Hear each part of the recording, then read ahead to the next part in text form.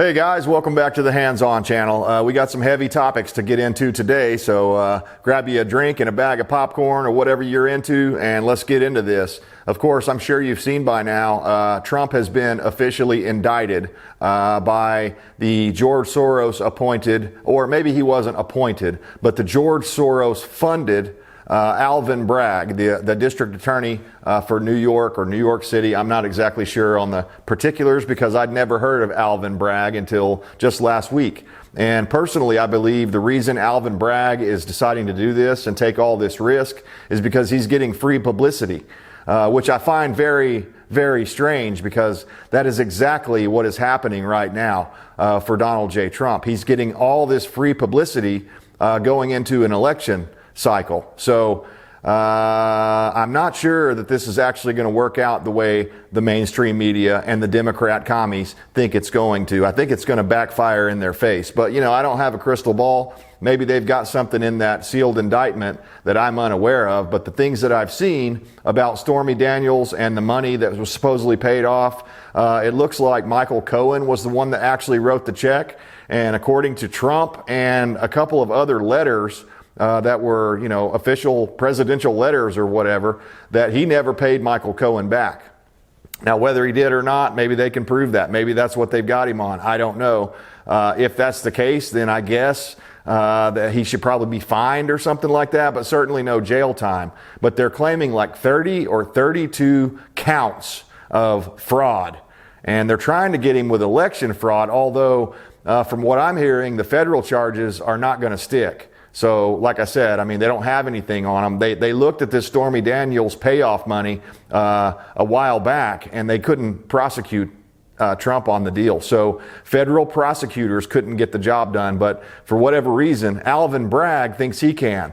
And I think it would be interesting, it could be interesting in the next couple of weeks here, if Alvin Bragg isn't subpoenaed down to the Congress to talk to them and answer questions about what this really is about, because a lot of people think this is a political witch hunt. I mean, never in United States history has a presidential or an ex-president been indicted on charges like this, and it looks like they're going to try to perp walk Trump and at least cuff him and stuff him and that kind of stuff. I don't know if he'll actually ever go behind bars because he is assigned full-time Secret Service for the rest of his life. So if he does have to go to jail, the Secret Service members will have to go in with him, or some of them will. At least that's my understanding. So that could create a big problem. They might have to take a whole wing and dedicate that to Trump just so that he can remain secure, because whether we like him or not doesn't really matter. The United States does have other foreign enemies and also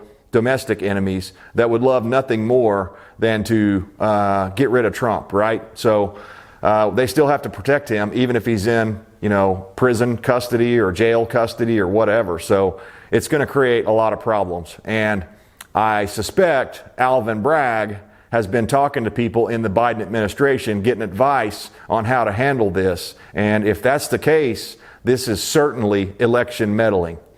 A lot of people are saying that this is basically Biden's, Hail Mary, or I can't remember how they phrased it, but his basically, it's crossing the Rubicon is what some people have said.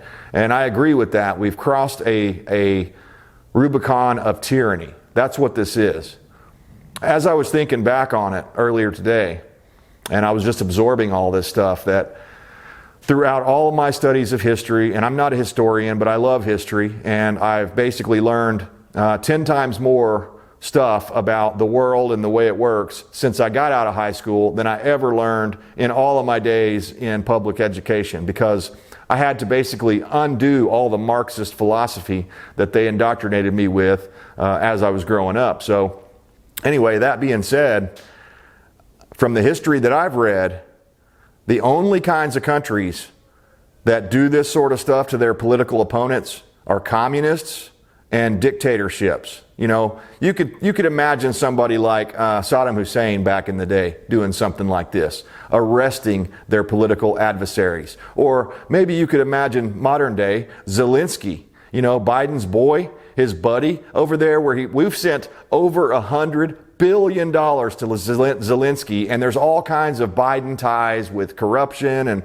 and we've all known all along Ukraine is very corrupt, even before the 2014 coup started by Joe Biden, Barack Obama, and Victoria Nuland. So all of this crap that they're putting out on the mainstream media every day is an illusion of reality. It's not real. If you know a little bit of history, if you just do a little bit of digging, like I said, then you'll figure out quickly that all of this crap is a ruse. And so is this. So is this indictment. It's a ruse. They're trying to basically discredit Trump or disqualify. They'd love nothing more than to disqualify Trump. That's what the 2 impeachment attempts were about while he was in office, and that's what this is about right here. And my suspicion is it's not just because they don't think they can beat Trump, because, you know, we saw how that went last time in the 2020 election. I mean, they beat him, and I can't say how they beat him or else my video will be taken down, but hopefully you can read between the lines. Anyway, moving on. Once they did that, what's to stop them from doing that same thing again and applying that same formula again and doing all this mail-in voting? And I mean, that stuff hasn't gone away. Biden certainly isn't going to get rid of any of that stuff that helped him gain a foothold in the White House. No, sir. No way. No way. You wouldn't give up your best move, right? So I don't think it's necessarily just about they don't believe they can beat Trump. I think what it's really about, guys, and I know a lot of people are going to say that I'm trying to scare people, and to be honest with you, if you're not scared by now, there's no hope for you. You just can't be reached. But I think the reason they're doing this is because they're trying to start a civil war.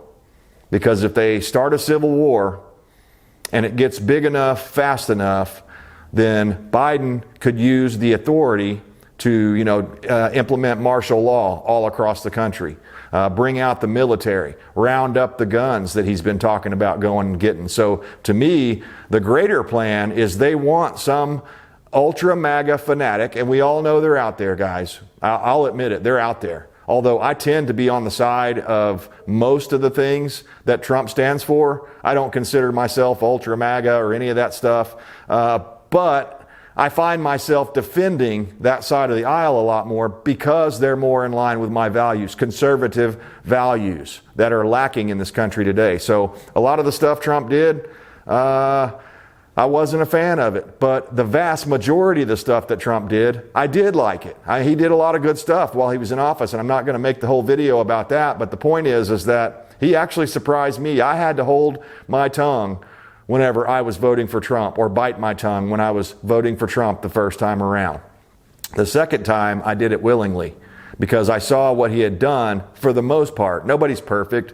He banned bump stocks, and I think Trump thought that he could get the Democrats to back off a little bit and the mainstream media to back off a little bit, but it was a foolish mistake, and Trump put a lot of deep state swamp people, swamp creatures around him. And I think that was done not by design or because Trump was really a deep stater. I think that was done by accident because Trump didn't know what to do. He was inexperienced. He wasn't a polished turd politician like Biden, being in office for like over 50 years or whatever it is, right? Way, way too long. He wasn't a career politician. He was a businessman that came in and looked at things, from a businessman's perspective, and that allowed a lot of these swamp creatures to infiltrate his cabinet. That's what happened, guys. And he fired a lot of them along the way, but he didn't fire all of them. And then he brought in John Bolton, of all people. And I'm just like, God, what is wrong with you? So there were some things that I was like, what are you doing, Trump? Why are you doing this crap?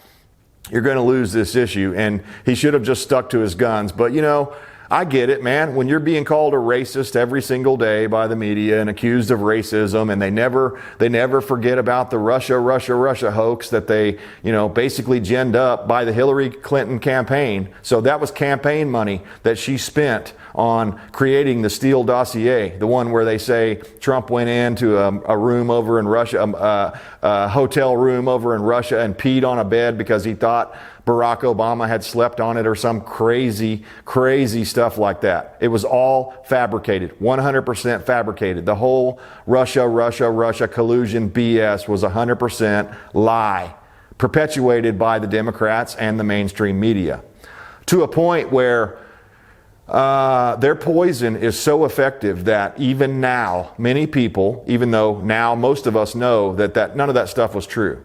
The Mueller investigation and all these other things proved that Hillary Clinton was behind it all, and she spent campaign money on it. So shouldn't she be perp walked for, inappropriately spending campaign money? Oh, no. See, because she's Hillary Clinton. She can have a whole trail of bodies connected to her, and no one ever investigates that stuff. So it is a two-tier justice system now. If you're a conservative, get ready. They're going to use the full extent of the law to prosecute you for something you didn't even know you were doing wrong. Doesn't matter. Pleading ignorance is not good enough in this society now. So my opinion is the laws have become too voluminous for anyone to understand what they are. So we're already living in a type of legal tyranny, because everyone's guilty of something in this country. Whether you know it or not, whether you think you did something wrong or not, they could find something to get you on. And that's the real takeaway that we should all have from Trump's indictment. If they can indict a former president with as much clout as he has, and as many connections and as much money as he has to get the best lawyers and stuff like that, and do this while he's currently the leading candidate for president in 2024, then they can do it to me and you. And they will. Whenever it suits them.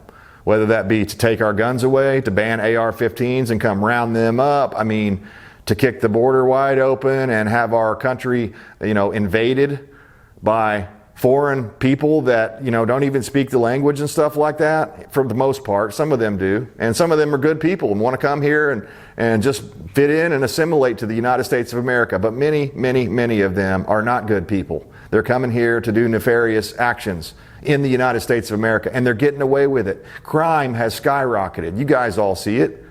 This is what happens when you live in a police state, when you live under tyranny, under the boot of tyranny. So, anyway, guys, we're in a lot of trouble. I don't know how this thing is going to work out. I really doubt very seriously that they're going to be able to make anything stick to Trump, because he's been known as the Teflon Don for a long time, because they've tried and tried and tried and tried some more, and nothing ever sticks. So my guess is that's what's going to happen, because Cohen actually was the one that paid Stormy Daniels. At least that's the memo that I read was saying that. And also there was another memo or a letter written by Stormy Daniels herself that claimed she never actually had sex or did anything like that with Trump. She was just basically doing it to get money. And that's what she got. And now she's in the center of this entire conspiracy, which is designed to make Trump's reputation look bad, as if, he had to pay off this hooker, when he never did. He never did. Cohen paid off the hooker. That's probably not the PC thing to call her. I guess she was a porn star, but if you're going and sleeping with people and then blackmailing them later, I guess that's kind of the same thing as being a hooker. So anyway, that whole thing's going on. And I think, again, it's being done to distract us from important, critical issues we're facing here in the country, like the open border, like the fact that the banks are continuing to collapse, like the fact that the interest rates are continuing to go up, and the fact that inflation is continuing to rise, even though the government is claiming that they're bringing it down. See? They're basically pissing on your leg and telling you it's raining outside. And me personally, I can't take it anymore. I see this idiocracy that we've become in the United States of America, and it really is. That's the best movie that I can describe. That's the best movie that describes the situation we find ourselves in here in the United States in 2023. It's idiocracy. According to the movie, it was supposed to be like 2,500 by the time we got to that point, but it didn't take very long. It didn't take very long at all. All of this, whether it be transsexuals or transhumanism, or all of these things that are against, directly opposite of traditional American values. Satanism. I mean, people, I saw an article yesterday on the Drudge, and it was saying how popular it is to dress up in a Satan costume now. Not even on Halloween. These people are just satanic. And it's destroying our country. We used to be a Christian nation, and I was reading a poll the other day. Now, I don't know if I can trust this poll or not, but it was saying it's down to like 48%, let's say, recognize or claim that they are Christians. And that's way down from like the last time they did the same poll back in the late 90s, I think it was. Back in the late 90s, it was like 68%, almost 70%. Now it's barely 50% or just under. So the decline of our country is apparent if you're watching. If you're watching the mainstream news, nothing's wrong. Everything's fine. Nothing to see here. Move along. It's just you. And I'm sick and tired of it. So that's why I make videos like this, disputing and defending Trump. Because again, I'm not the number one Donald Trump fan. He's done some things that have pissed me off. And I hope that if he does get reelected, which I think this indictment, and especially if they perp walk him, especially if they show pictures of him in a mugshot and behind bars, that will make his support continue to skyrocket. I heard earlier he got $25 million since the indictment in donation money.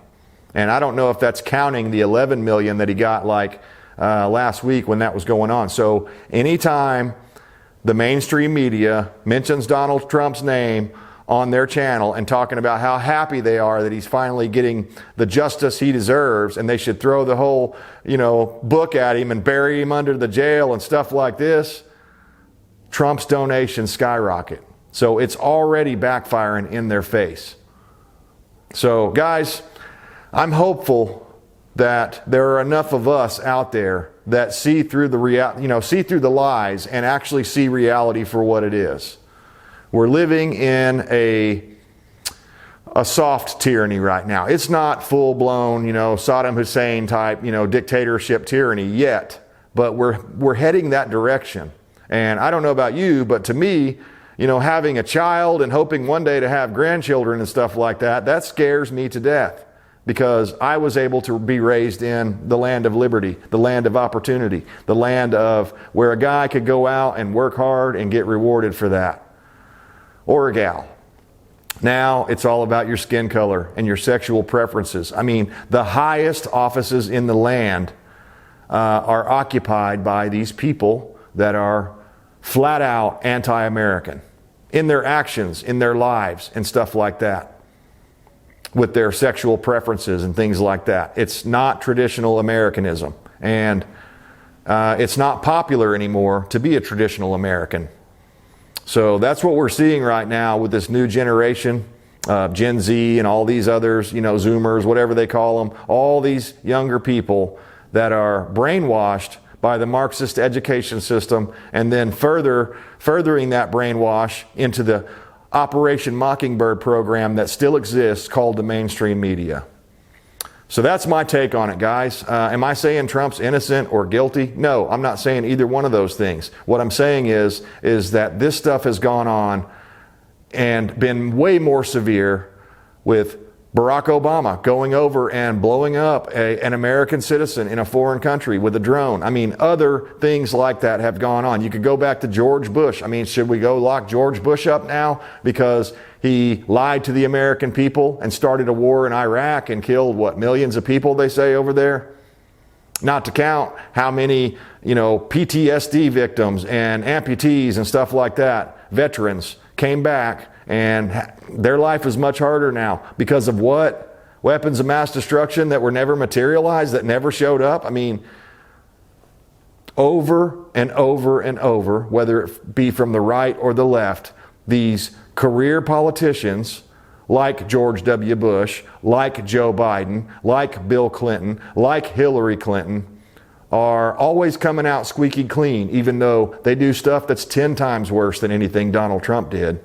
And here comes Donald Trump, a guy with no political background or history or anything like that. He has a history in business, and he actually turned the country around. We actually had the cheapest fuel. We were energy independent. We had cheaper energy than we have, or at least in my lifetime, have ever had. And what does that promote? That promotes American industry and innovation and stuff like that that we're lacking in this country right now. Instead of going in and, cutting the throats of the oil and gas companies and the energy companies around the country like Biden did, Trump was trying to build them up and make us more energy independent, because he recognized that we need energy if we're going to be a strong nation. And what happened as a result of that? The economy exploded. It was booming, all until they created that lie that I call the scamdemic, the plandemic, whatever you want to call it. That is what got Trump unseated. That is how they were able to manipulate the system like they did. So anyway, guys, I appreciate you tuning in. I always look forward to reading your comments, so please leave me a comment and we'll go back and forth. If you disagree with me, that's totally cool. Just do it in a cordial way and we can go back and forth, and maybe we can meet in the middle somewhere or something like that. Maybe you think I'm totally wrong and you want to come down there and correct me. If that's the case, that's fine. Don't just simply come into the comments and say you're wrong about everything. If you think I'm wrong about everything, spend a few minutes and actually write down what I'm wrong about, where I'm wrong, and how you're right, so that we can all be enlightened to your knowledge and wisdom and stuff like that. Because that's what it's all about, guys. Learning. Constant learning.